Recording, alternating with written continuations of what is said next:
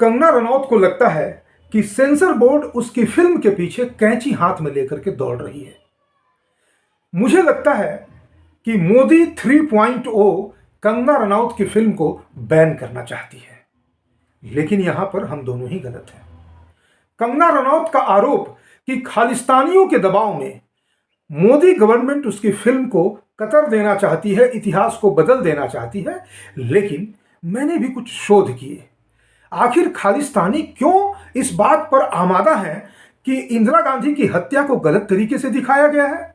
तो मेरे शोध का परिणाम यह निकला कि इंदिरा गांधी दरअसल 31 अक्टूबर 1984 को एक सिक्योरिटी रिहर्सल कर रही थी और उसका जो मोडस ऑपरेंडाई था वो इस प्रकार था कि इंदिरा गांधी ने अपनी ही तरह दिखने वाले, हूबहू अपनी तरह दिखने वाले कुछ पुतले बना रखे थे। उन पुतलों को वह एक एक करके अपने रेसिडेंस के लॉन में ला रही थी और अपने अंगरक्षकों को उसने कहा कि मैं देखना चाहती हूं कि तुम्हारे निशाने सही हैं या फिर तुम्हारी राइफलें या बंदूकें जंग खा रही हैं। तो तुम ऐसा करो कि मेरे द्वारा लाए गए मेरी तरह दिखने वाले पुतलों पर निशाना लगाओ, एक्यूरेट निशाना लगाओ। इसी तरह से तुम्हारी जो सिक्योरिटी की रिहर्सल है वो पूरी होगी। और ऐसे करके एक पुतला, दो पुतला, तीन पुतला, चार पुतला इंदिरा गांधी लाती है और धर धर धर धर धर धर करके वे उसे मारते चले जाते हैं। वो पांचवा पुतला लाना भूल जाती है और स्वयं स्टैचू बन करके उनके निशाने की तारीफ और वाहवाही में वो पांचवें पुतले की जगह खड़ी हो जाती है और अंगरक्षकों से गलती हो जाती है। उनकी गोलियां इंदिरा गांधी पे चल जाती हैं। इतिहास में इस तथ्य को छुपा करके गलत तथ्य दिया गया कि उसके अंगरक्षकों ने इंदिरा गांधी पर गोलियां चलाई। तो फिर कंगना रनौत, तुम्हारी ये शिकायत सरासर गलत है। Check your facts, mend your ways. और अगर सेंसर बोर्ड कहती है कि खालिस्तानियों का यह आरोप गलत है तो हाँ गलत है, इस तरह से दिखाओ ना जिस तरह से खालिस्तानी कहना चाहते हैं, तब जाकर के सच्चाई दुनिया के सामने आएगी। इस तरह से नहीं आएगी कि जो कांग्रेसियों ने कह दिया, जो पूरी दुनिया ने 21 अक्टूबर 1984 के बारे में कहा, उसके अनुसार अगर हम चलेंगे तो यह गलत होगा। मेंड your veg and mend your. Kangana, बात यहीं तक सीमित नहीं है। तुमने एक और गलत तथ्य दिखाया है। तुमने भिंडरावाले को इतना खलनायक के रूप में क्यों दिखाया? तुम्हें पता है भिंडरावाले कौन था? भिंडरावाले का नाम था सेंट बर्नार्ड भिंडरावाले। और वो किसका डिसाइपल था पता है? वो डिसाइपल था सेंट मैक ऑलिफ का। इतने अच्छे बैकग्राउंड के लोगों को तुमने विलेन के रूप में पोर्ट्रे कर दिया। इतना बड़ा जुर्म कर दिया सिखिज्म और खालिस्तानियों के खिलाफ। Macauliffe was a saint. कैसे? जैसे saint Thomas, saint Xavier, saint Joseph, saint Mark, saint Job, ये जितने लोग हैं ये सब सेंट हैं। कितने शांति प्रिय लोग हैं। उसी तरह से एक आदमी हुआ था 1860 में जो बना था सेंट मैक ऑलिफ। उस ऑलिफ को फॉलो करने वाला था सेंट भिंडरावाला। उसे खलनायक के रूप में दिखाना ये गलत था ना। इस गलती को सुधारना होगा ना। और फिर तुमने एक और आरोप लगा दिया खालिस्तानियों पर कि खालिस्तानी चाहते थे कि खालिस्तान बन जाए। अरे भाई, ये गलत बात है। जैसे चीन और भारत के बीच में नेपाल एक बफर स्टेट है, किस लिए है? भारत की सुरक्षा के लिए। सेंट भिंडरावाला चाहता क्या था कि भारत और पाकिस्तान के बीच में एक खालिस्तान नाम की लंबी लकीर हो जाए तो भारत की सुरक्षा होगी। भारत की सुरक्षा को लेकर के इतने संवेदनशील व्यक्ति को खलनायक दिखाना ये तुम्हारी दूसरी गलती है। कंगना रनौत, सुधार लो। वो बफर स्टेट चाहता था, कहता था we want a buffer state between Pakistan and India. लेकिन उसने आगे के सेंटेंसेस को लोगों ने कहने नहीं दिया। इंडियन फोर्सेस जाकर के भिंडरावाले को गोली मार देती है और बेचारा अपना सेंटहुड लेकर के और अपने बाकी की जिम्मेवारी आज के वर्तमान के खालिस्तानियों और शांति प्रियों के बीच में छोड़ देती है। जाओ भाई, तुम लोग अब मेरे नाम को रोशन करो। और तुम उसे अपने मूवी इमरजेंसी में खलनायक दिखाती हो। गलत बात, ऐसा नहीं होना चाहिए। इसीलिए खालिस्तानी तुम्हारी फिल्म के पीछे पड़े हुए हैं, तुम्हें थ्रेट्स दे रहे हैं। मैं भी ऐसा मानता था, लेकिन मुझे बाद में इसको गहराई से सोचने पे लगा कि खालिस्तान की डिमांड में गलत क्या है भाई। इंडिया और पाकिस्तान के बीच में एक बफर स्टेट बन जाएगा, हमारी सुरक्षा हो जाएगी। रोज हम चिल्लाते रहते हैं पाकिस्तानी आतंकी आ गए, आईएसआई आ गया, हम सोए में चौंक करके उठ जाते हैं। एक बफर स्टेट होगा तो झेलेंगे खालिस्तानी, हम चैन से सोएंगे। इतनी सी तो बात है कंगना रनौत, क्यों नहीं समझती हो? चेंज कर लो, सेंसर बोर्ड को करने दो जो करता है। खालिस्तानियों के दबाव में आ जाओ। मोदी दबाव में आ चुके, तुम भी आ जाओ, क्योंकि यही बात तथ्य में है, यही सच्चाई में है। बात और कंगना, एक बात और, तुमने ये आरोप कैसे लगा दिया इंदिरा गांधी पे कि इंदिरा गांधी ने इमरजेंसी लगाया? किसके कहने पे आरोप लगाया? आखिर हम इमरजेंसी पीरियड के उन लोगों को जानते हैं जो उस समय के या तो बड़े नायक बने या बड़ी खलनायिका बनी, इंदिरा गांधी। लेकिन सही हिस्ट्री, कांग्रेसी भी इसका विरोध कर रहे हैं, हर जगह करेंगे, खालिस्तानी कर रहे हैं भिंडरावाला के चलते, और उनके जो सिख अंगरक्षक जो इंदिरा गांधी की सुरक्षा में लगे थे उनको गलत तरह से पोर्ट्रे करने के लिए। तो इंदिरा गांधी के इमरजेंसी लगाए जाने वाले गलत हिस्टोरिकल फैक्ट को भी तो तुम्हें चेक करना पड़ेगा। इसीलिए कांग्रेसी भी विरोध कर रहे हैं इसका। दरअसल हुआ यह था कि इसमें सारा का सारा दोष जयप्रकाश नारायण का था। जयप्रकाश नारायण पूरी जिंदगी, उस जयप्रकाश नारायण ने अपनी जिंदगी जेलों में बिताई। राम मनोहर लोहिया के साथ झारखंड के हजारीबाग जेल में रहते हुए दीवार कूद के फांद गए, क्रांतिकारी बने, समाजवादी बने। तमाम चीजों को करने के बाद भी बुढ़ापे के दिनों में कहीं से भी कोई प्रसिद्धि या लोकप्रियता उतनी बड़ी हासिल नहीं हुई जो गांधी को हासिल हुई, क्योंकि जेपी को लगता था कि वो स्वयं गांधी के बराबर है, क्योंकि गांधी की नजर उसकी पत्नी पे थी। इस बात से वो बहुत खफा थे। यही कारण था कि जयप्रकाश नारायण ने एक गुप्त मीटिंग की इंदिरा गांधी के साथ, और उन्हें लगा कि इंदिरा गांधी को इस बात के लिए कन्विंस करें कि तुम एक गलती करो मेरे कहने पे, और फिर मैं तुम्हारे खिलाफ आंदोलन करूंगा और फिर मेरा कद बहुत ऊंचा हो जाएगा। यही राज है इमरजेंसी का, और कुछ नहीं है। अब इसको ये कहते हैं इंदिरा गांधी ने प्रेस की आजादी दबा दी, लोगों का गला घोंट दिया, ये कर दिया, वो कर दिया। महीनों लोग अपने घरों में छुप करके रह रहे थे, जेलों में रह रहे थे, कुछ लोग देश छोड़ के चले गए, कुछ लोगों को गोलियां मार दी, और तो और संजय गांधी को भी बदनाम कर दिया गया, फिल्मों को गैग कर दिया गया। ऐसी बात नहीं है कंगना। इतिहास के तथ्यों को रिसर्च के बाद सामने लाना चाहिए। यो किसी को सुन करके, कुछ किताबें पढ़ करके नहीं लाना चाहिए। ऐतिहासिक तथ्यों को प्राइमरी सोर्सेस से पहले देख लेना चाहिए, कोरोबरेट कर लेना चाहिए। मैंने कोरोबरेट किया, मैं बता रहा हूं, यही तथ्य है। चाहे वो भिंडरेवाले का मामला हो, इंदिरा गांधी के अंगरक्षकों के ऊपर जो आरोप हो कि उन्होंने इंदिरा गांधी की हत्या की, उन बेचारों को तो यूं ही शहीद कर दिया गया, उन्हें यूं ही फांसी पे लगा दिया गया। भिंडरेवाले को तो यूं ही गोली मार दी गई। वो खालिस्तान भारत के पक्ष में, भारत की सुरक्षा के लिए बनाना चाहता था, अंगरक्षक प्रैक्टिस कर रहे थे, इमरजेंसी जेपी ने लगवाया और आरोप इंदिरा गांधी पे लग गया। इन तथ्यों को सुधार लो और तुम्हारे आरोप स्वतः खत्म हो जाएंगे। जो तथ्य मैंने बताए हैं उन तथ्यों को इनकॉर्पोरेट करके इस मूवी को नया प्रिंट जो है सेंसर बोर्ड को दे दो, सेंसर बोर्ड ओके कर देगी, हम भी फिल्म देखेंगे थिएटर में बैठ करके। थिएटर में नहीं आया तो हम अपने अपने घरों में बैठ करके देख लेंगे। लेकिन सबसे पहले ऐतिहासिक तथ्यों को सही होना चाहिए, यही पहली और आखिरी शर्त होनी चाहिए हिस्टोरिकल मूवी की।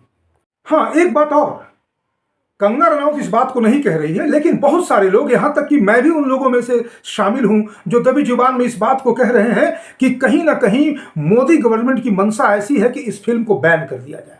तो ठीक है, बैन तो बहुत मामूली चीज है ना, बैन हो जाएगा तो यूट्यूब पे इसे रिलीज कर दिया जाएगा।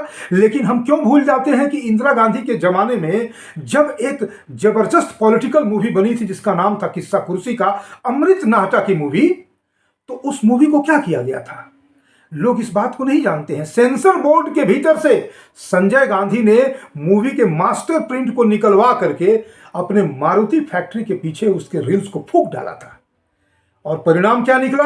अमृत नाहटा को जब हाई कोर्ट से ओके हो गया कि इस फिल्म को बैन नहीं किया जा सकता है, तब तो मास्टर कॉपी थी नहीं, तो क्या करेंगे आप? पूरी फिल्म को फिर से शूट किया गया।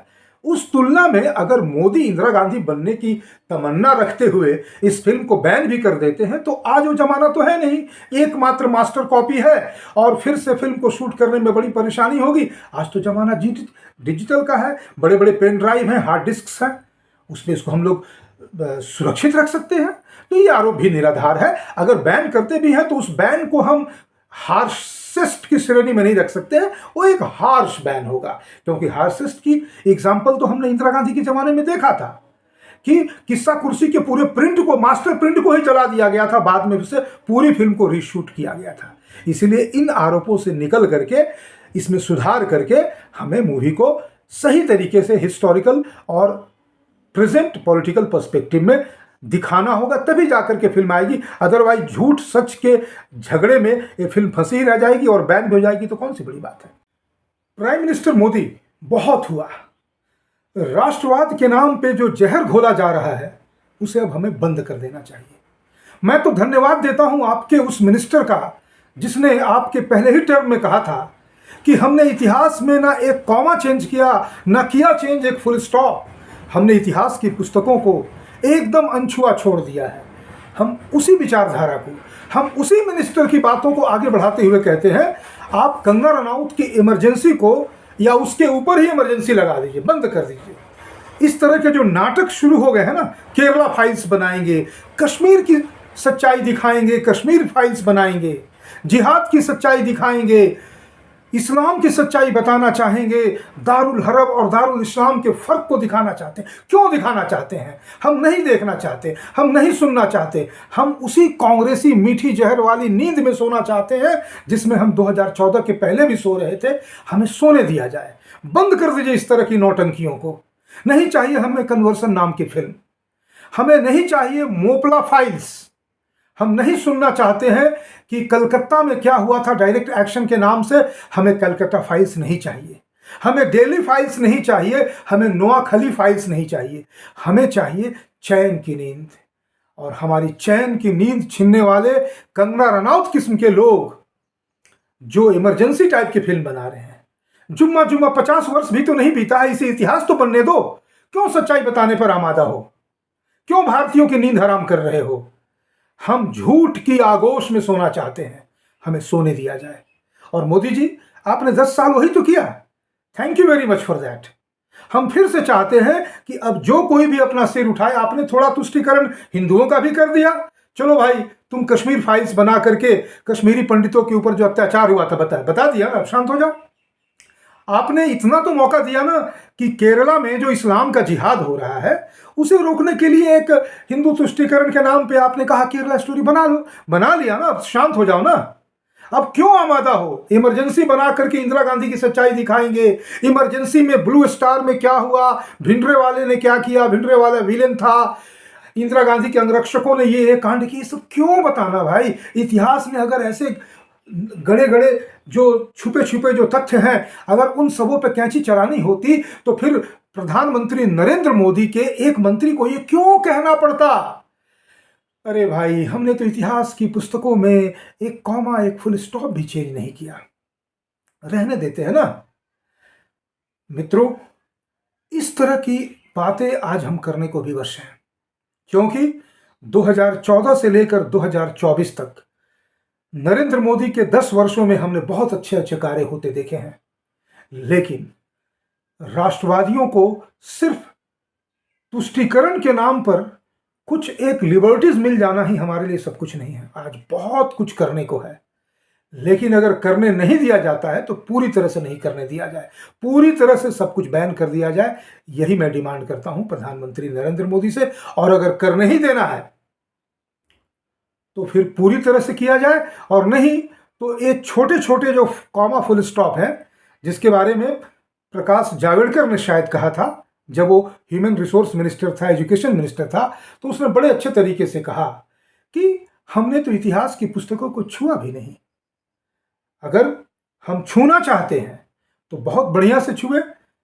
किसी सिख खालिस्तानी देशद्रोही से डरने की जरूरत नहीं है, और अगर डरने की जरूरत है तो फिर हिंदुओं का मुंह बंद कर दिया जाए। हिंदुओं के बीच से उठने वाले हर मुखर स्वर को, उस मुखर स्वर का गला घोंट दिया जाए। नहीं तो ये बीच बीच वाला काम नहीं चलेगा, थोड़ा आगे भी जाने देंगे और फिर 50 कदम पीछे भी खींच लेंगे। ये नहीं होना चाहिए। अगर कंगना रनौत ने गलत फिल्म बनाई है और लगता है कि इससे पंजाब में सिखों का जो थोड़ा बहुत वोट बीजेपी को मिल रहा है वो मिलना बंद हो जाएगा, तो कंगना रनौत को सार्वजनिक रूप से कह दिया जाए, स्टॉप मेकिंग सच नॉनसेंस, और बात खत्म। फिर वो सेंसरशिप के नाम पर कि वो तो उसका काम है, उसका काम क्या है भाई? ये बीजेपी की सेंसरशिप है। उसका चेयरमैन कौन बनता है, उसके सदस्य कौन बनते हैं, ये काम सेंसर बोर्ड नहीं करता है, ये काम गवर्नमेंट ऑफ द डे करती है। छूट देनी हो, काम करनी हो तो खुले मन से किया जाए, क्योंकि हम गवर्नमेंट इसलिए नहीं बनाते हैं कि हमें सिर्फ सड़कों, कारखानों, आर्थिक जगत में होने वाले उतार चढ़ावों की सिर्फ चर्चा करनी है। नहीं, वो आवश्यक है, अनिवार्य भी है, लेकिन वो नैरेटिव नहीं है। वो जीवन के उन अनिवार्य अंगों में से है जो जीवन को चलाने में सहायक है, लेकिन जीवन के उद्देश्य नहीं है। वो उद्देश्य विचार है, सभ्यता है, संस्कृति है, मानवीय मूल्य है। इन उद्देश्यों की रक्षा के लिए यदि सरकारें कुछ करती है तो उसे ही कहा जाएगा सभ्यता और संस्कृति का संरक्षण या संवाहक। अगर ऐसा कुछ होता है तो ठीक है, और नहीं तो फिर जिन बातों को मैंने अब नए अंदाज में कहा है उसको मोदी सही अंदाज में सही मान करके वैसा ही कुछ करे। लेकिन इसमें वर्तमान वीडियो में इतना ही। बहुत बहुत धन्यवाद मित्रों।